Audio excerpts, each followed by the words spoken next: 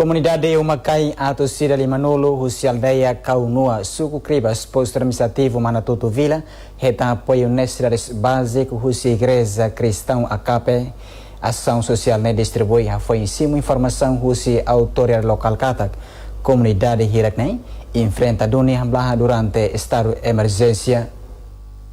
Maioria comunidade aldeia Kaunua, Suku Cribas, posto administrativo Laclubar, município Manatuto, mores no dar agricultor.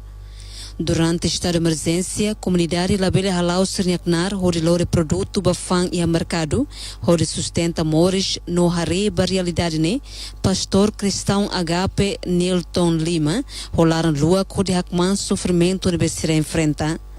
Chefe aldeia Canoa, Sérgio Gonçalves Sarmento, reconhece, durante a implementação do estado de emergência, a comunidade enfrenta do Nihamlaha. Ondoram maka ita halau atividades da Canoa, comunidade cima, retan apoio sasani rapne. Tamba comunidade terus halerik, tanis hakila. Tamba estado de emergência taka, buat hotu, lalau. Pastor cristão Agape considera apoio e tuang nebe oferece a tuhakman de sofrimento nebe povo se enfrenta durante o período crucial ne. E a mim la halu dane la os tamba estado de emergência.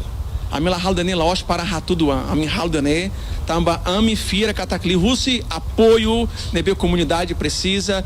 Li rusi hahalu que nebe igreja mos halu.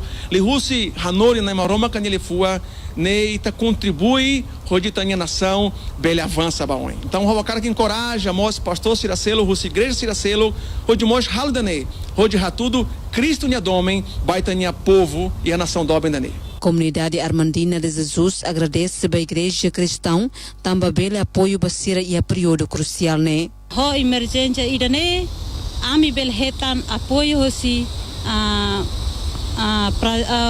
Singapura sira fo ajuda ba ami e haloron idane.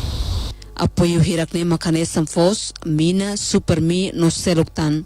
Enquanto a Igreja Cristã Agape Rasik durante ne halau nação caridade lubukida ba família vulneravel sira. Miguel da Costa, RTTL. Cidadão chinês ida conduz carreira